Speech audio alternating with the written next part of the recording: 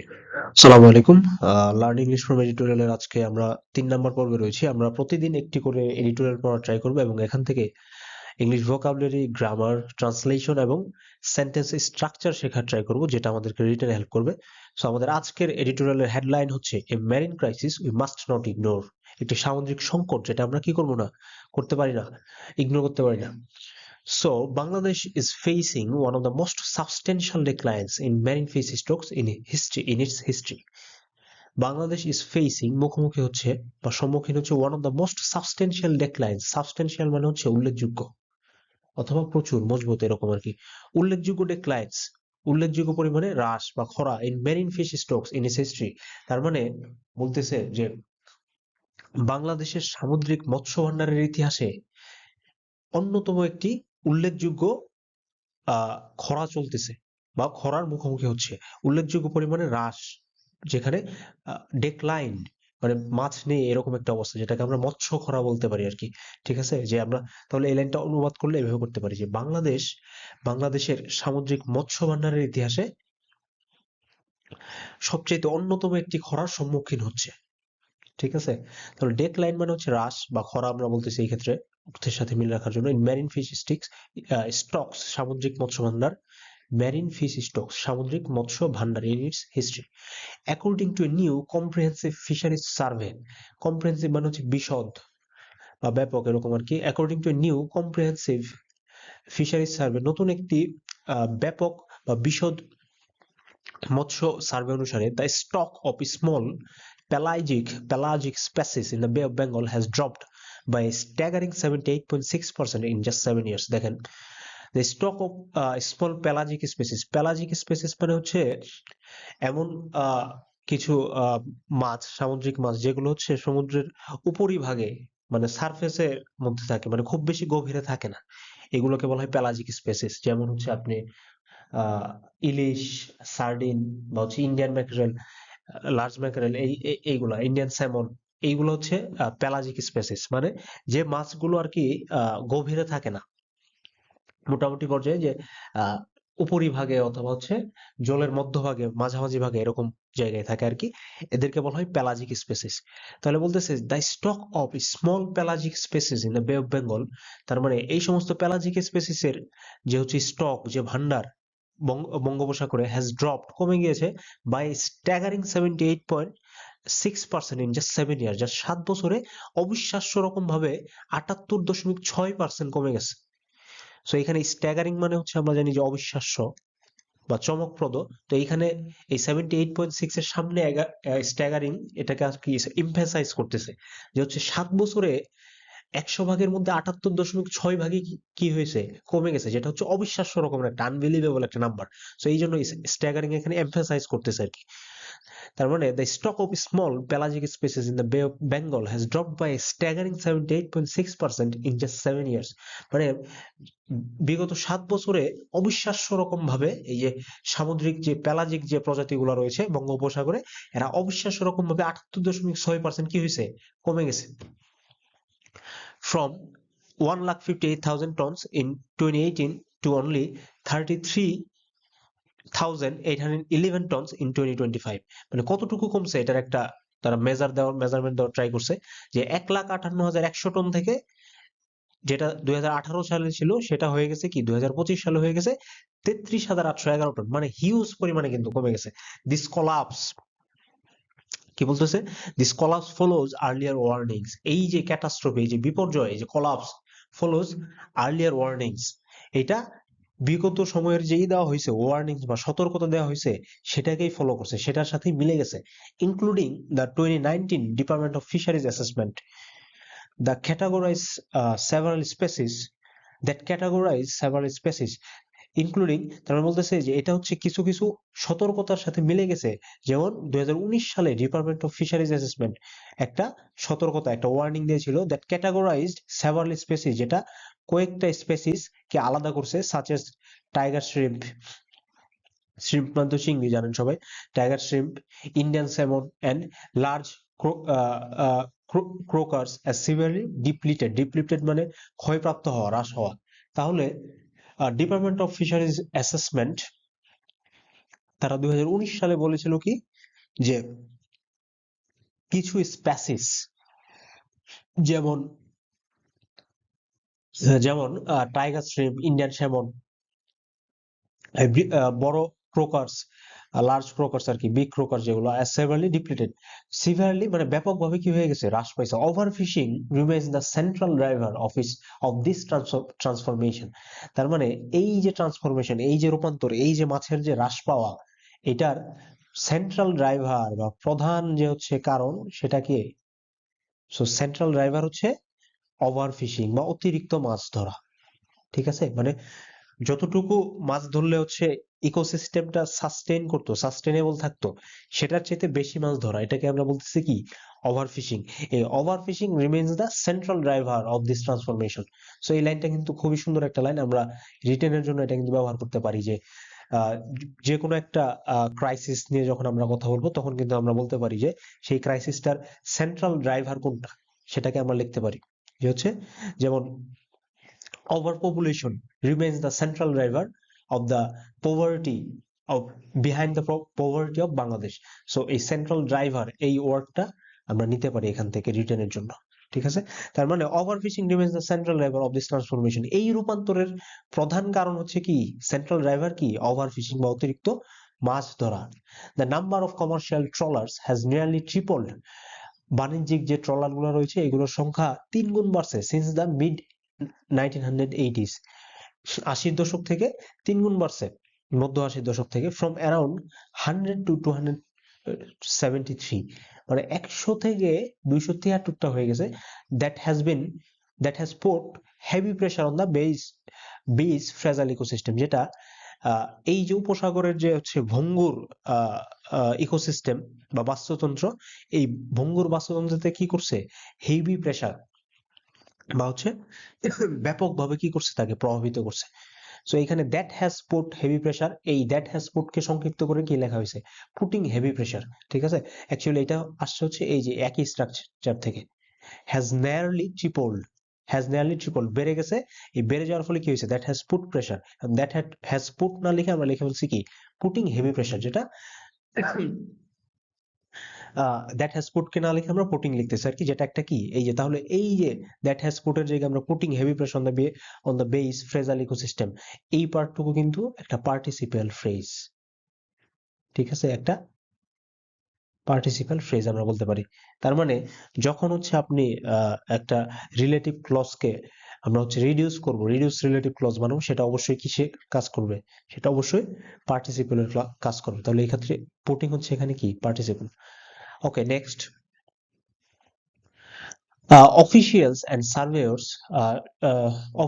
surveyors caution that the shrinking number and size of commercially important species reflect a marine environment under acute stress.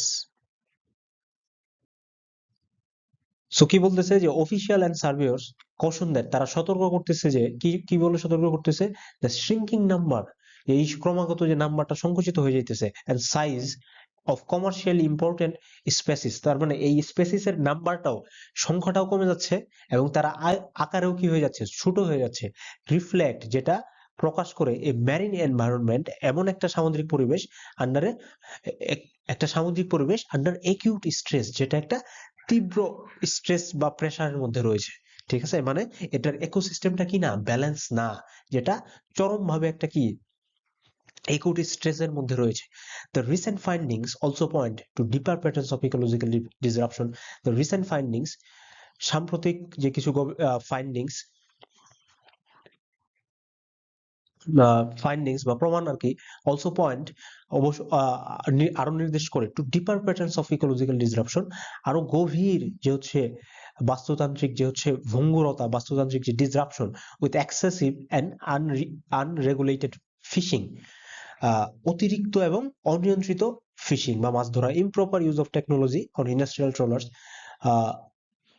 অনিয়ন্ত্রিত ব্যবহার, টেকনোলজির অনিয়ন্ত্রিত ব্যবহার on industrial ট্রলার্স, বাণিজ্যিক যে ট্রলার গুলো রয়েছে সেখানে হচ্ছে কি? টেকনোলজির অনিয়ন্ত্রিত ব্যবহার, রাইজিং মাইক্রোপ্লাস্টিক পলিউশনের বৃদ্ধি পাওয়া, Rising microplastic pollution and depleting oxygen in coastal zones all playing a part in it. তাহলে এই যে মাইক্রোপ্লাস্টিক পলিউশনের বৃদ্ধি এবং ডিপ্লিটিং হ্রাস পাওয়া অক্সিজেনের পরিমাণ কমে যাওয়া ইন কোস্টাল জোন সামুদ্রিক এলাকায়, উপকূলীয় অঞ্চলে, কোস্টাল জোন মানে হচ্ছে উপকূলীয় অঞ্চল, all playing A part in it, সবগুলোই কি করতেছে এখানে, আহ, এই অল প্লেইং এ পার্ট মানে সবগুলোর এখানে কি আছে, ভূমিকা আছে। কার কার ভূমিকা আছে তাহলে, এই যে ইকোলজিক্যাল ডিসরাপশনে, এক্সেসিভ এন্ড আনরেগুলেটেড ফিশিং, অতিরিক্ত এবং অনিয়ন্ত্রিত মাছ ধরা, টেকনোলজির বাণিজ্যিক ট্রলারগুলোতে টেকনোলজির অনিয়ন্ত্রিত ব্যবহার, মাইক্রোপ্লাস্টিক দূষণের বৃদ্ধি এবং অক্সিজেনের পরিমাণ কমে যাওয়া, উপকূলীয় অঞ্চলে অক্সিজেনের পরিমাণ কমে যাওয়া, এই সবগুলোই হচ্ছে কি ইকোলজিক্যাল ডিসরাপশনে ভূমিকা রাখছে। The survey recorded 418 microplastic mapped abnormal mapped abnormal jellyfish proliferation across the trawl station and observed that bycatch and wastage have increased due to poor monitoring. ওকে দেখেন কি বলা ট্রাই করছে। দ্য সার্ভে বা জরিপটা রেকর্ড করছিল 418 মাইক্রোপ্লাস্টিক্স, 418টা মাইক্রোপ্লাস্টিকের নমুনা। Mapped abnormal jellyfish proliferation, এই জেলিফিশের proliferation মানে বৃদ্ধি, অ্যাবনর্মাল মানে অস্বাভাবিক, অ্যাবনর্মাল অস্বাভাবিক, প্রলিফারেশন মানে বৃদ্ধি, অ্যাক্রস দ্য ট্রল স্টেশন মানে এই যে ট্রল স্টেশন গুলো আছে এগুলোর আশেপাশে তারা কি করছিল, অ্যাবনর্মাল জেলিফিশের অস্বাভাবিক বৃদ্ধি তারা লক্ষ্য করছিল। অ্যান্ড অবজার্ভ দ্যাট, এবং আরো লক্ষ্য করছিল যে by catch and wastage have increase due to poor monitoring. By catch মানে হচ্ছে ধরেন আমাদের যখন বাণিজ্যিক জাহাজগুলো বা ট্রলারগুলো যখন মাছ ধরে তখন তারা কিন্তু সব মাছ ধরে না। তো কিছু মাছ থাকে যেগুলো হচ্ছে আমরা বাণিজ্যিকভাবে নিয়ে আসি, ধরি আর কি, ক্যাচ করি, বা যেগুলো বাজার মার্কেটে ডিমান্ড আছে, কিছু মাছ কিন্তু আমরা খাই না। তো যে মাছগুলো আমরা খাই না সেই মাছগুলো যখন জালে উঠে আসে সেগুলো কিন্তু মারা যায়, কিন্তু আলটিমেটলি সেগুলো কিন্তু কোনো কাজে লাগতেছে না আমাদের।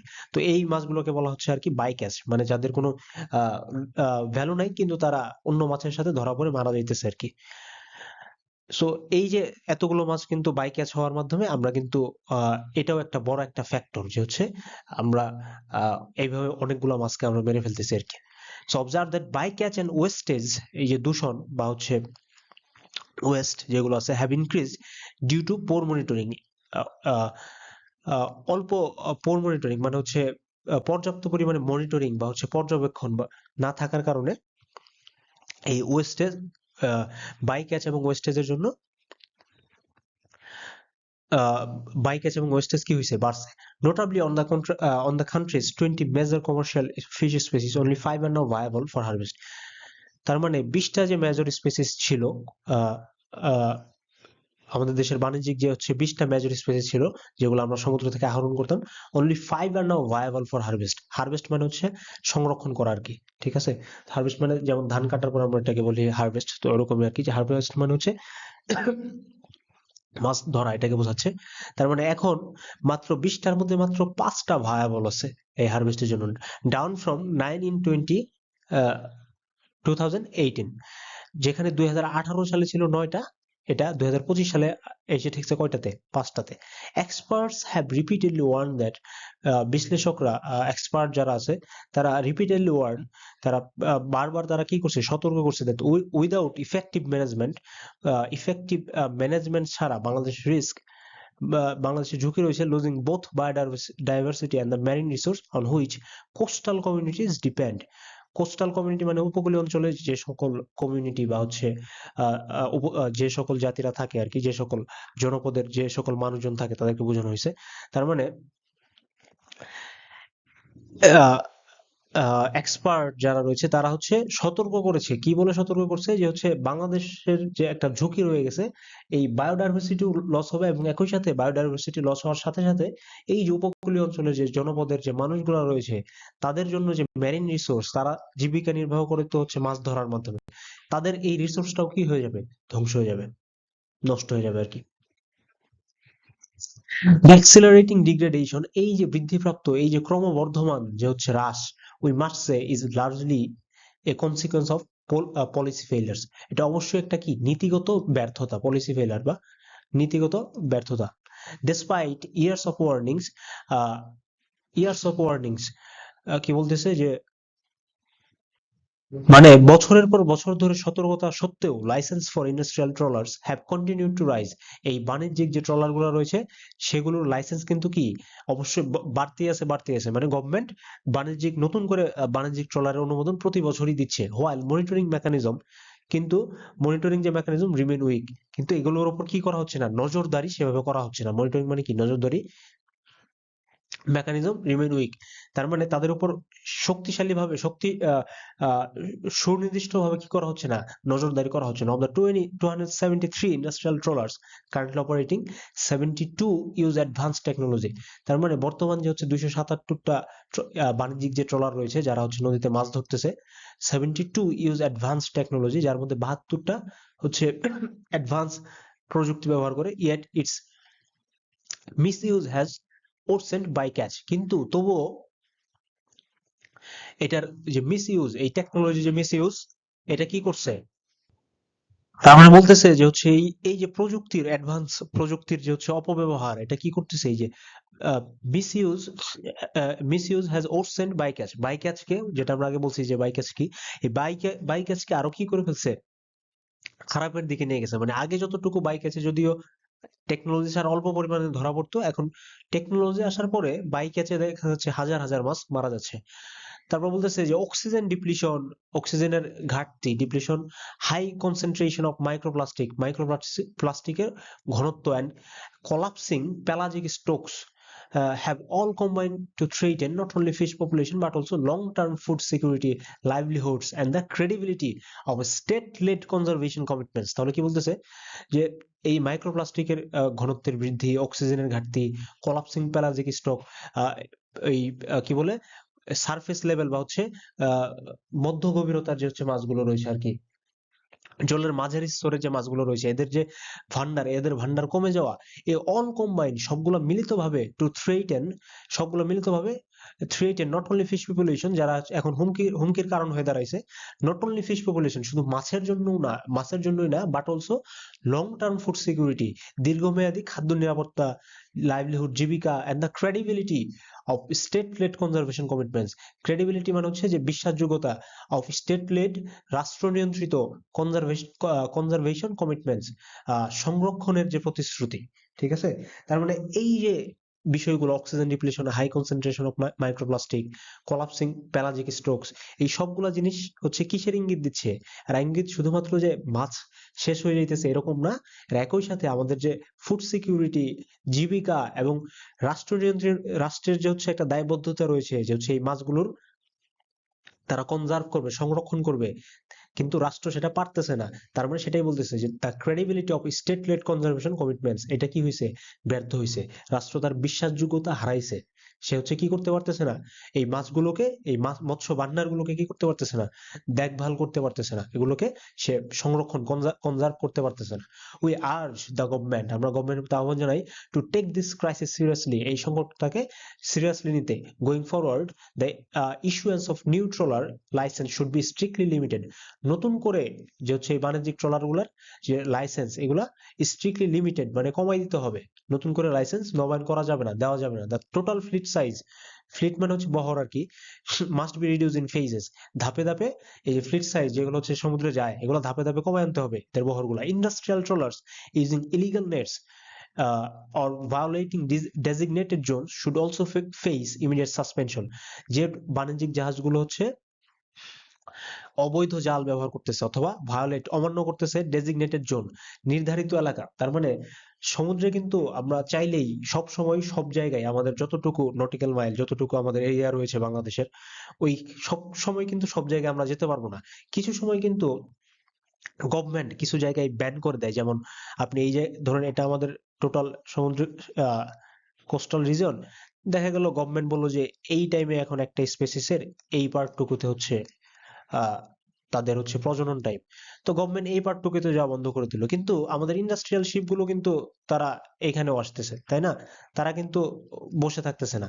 তো গভর্নমেন্টকে এই জিনিসগুলা এই করতে বলতেছে যে হচ্ছে ভায়োলেটিং ডেজিগনেটেড জোন, যে নির্ধারিত এলাকা ডেজিগনেটেড জোন গুলো যেন কি করে, যারা এইখানে এটা ভায়োলেট করবে, অমান্য করবে, তাদেরকে যেন সাসপেনশন বা অব্যাহতির সাময়িকভাবে তারা যেন মাছ ধরতে না পারে সেটার ব্যবস্থা যেন নেওয়া হয়। ইকুয়ালি ইম্পর্টেন্টলি দুইটা অ্যাডভার্ব একসাথে বসছে। দ্য স্টেটস সমভাবে গুরুত্বপূর্ণ, the states marine research capacity, রাষ্ট্রের যে হচ্ছে সামুদ্রিক গবেষণার যে হচ্ছে সক্ষমতা মাস্ট বি স্ট্রেনথেনড, অবশ্যই কি করতে হবে, বৃদ্ধি করতে হবে, টু এনশিওর নিশ্চিত করতে, কন্টিনিউয়াস মনিটরিং যে হচ্ছে এই ক্রমাগত যে হচ্ছে নজরদারি অ্যান্ড ইনফর্মড পলিসি মেকিং, এবং যেটা হচ্ছে কি করবে এই পলিসি মেকিং এ সহায়তা করবে তথ্য দিয়ে। প্রোটেক্টিং আওয়ার মেরিন রিসোর্স, আমাদের যে হচ্ছে সামুদ্রিক যে হচ্ছে সম্পদ, is no longer an environmental preference, এটা শুধুমাত্র পরিবেশগত প্রিফারেন্সই না, পরিবেশগতই কি বলা যায়, আমরা বলতে পারি যে এটা শুধুমাত্র এখন পরিবেশগত বাধ্যবাধকতাই নয়, ঠিক আছে, মানে এটা শুধুমাত্র পরিবেশগত বাধ্যবাধকতা নয়, it's an economic and ecological necessity, এটা একটা অর্থনৈতিক এবং বাস্তুতান্ত্রিক প্রয়োজনীয়তা, দ্যাট ডিমান্ডস, যেটা ডিমান্ড করে, দাবি করে, আর্জেন্ট রেসপন্স, দ্রুত রেসপন্স অ্যান্ড সাস্টেইন কমিটমেন্ট, যেটা একটা সাস্টেইন মানে হচ্ছে, সো তার মানে এটা বলতেছে যে it's an economic and ecological necessity that demands urgent response and sustain commitment, মানে এটা এখন এমন একটা অর্থনৈতিক এবং বাস্তুতান্ত্রিক প্রয়োজনীয়তা হয়ে দাঁড়িয়েছে যেটা urgent response and sustain commitment, মানে যেটা দ্রুত এখন জরুরিভাবে হচ্ছে রেসপন্স এবং নির্ভরশীল প্রতিশ্রুতির দাবি করে, ঠিক আছে, মানে এমন প্রতিশ্রুতি এমন কমিটমেন্টের দাবি করতেছে, এমন রেসপন্স বা আহ, এমন জরুরি রেসপন্সের দাবি করতেছে যেটা কি হবে না, যে প্রতিশ্রুতিটা সাস্টেইন করবে এবং রেসপন্সটা কি হবে, ইমিডিয়েট হবে, মানে এখনই হবে, ঠিক আছে। তো এই হলো হচ্ছে আমাদের আজকের আর্টিকেল, যেটা হচ্ছে আমাদের মেরিন রিসোর্সের উপর বেসিক্যালি বলা হচ্ছে যে আমাদের মেরিন রিসোর্সের উপর একটা গুরুত্বপূর্ণ একটা আর্টিকেল বলবো আমরা এটা, কারণ আমাদের মেরিন রিসোর্স দেখা যাচ্ছে যে অতি শীঘ্রই এইভাবে যদি চলতে থাকে দেখা যাবে যে হচ্ছে বাই 2030 অর 2040 আমরা হচ্ছে আর কোনো ধরনের আমাদের সমুদ্রে দেখা যাবে কোনো ধরনের মাছই নাই, ঠিক আছে, মানে হচ্ছে যেগুলোর ইকোনমিক ইম্পর্টেন্স রয়েছে সেই ধরনের মাছ আমরা কিন্তু পাবো না।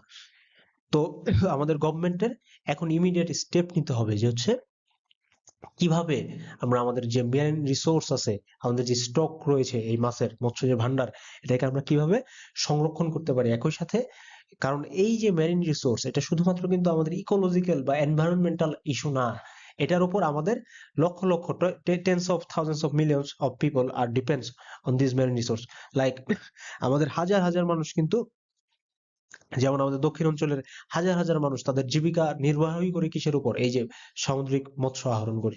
তো সুতরাং এটার উপর আমাদেরকে অবশ্যই নজর দিতে হবে, কারণ এটার উপর আমাদের ফুড সিকিউরিটি, আমাদের ইকোনমিক্যাল সিকিউরিটি, আমাদের ইকোলজিক্যাল সিকিউরিটি সবকিছুই ওতপ্রোতভাবে জড়িত। তো এই বিষয়টা হচ্ছে রাইটার বোঝানোর ট্রাই করছে। তো আজকে এই পর্যন্তই, থ্যাংক ইউ ইভজন।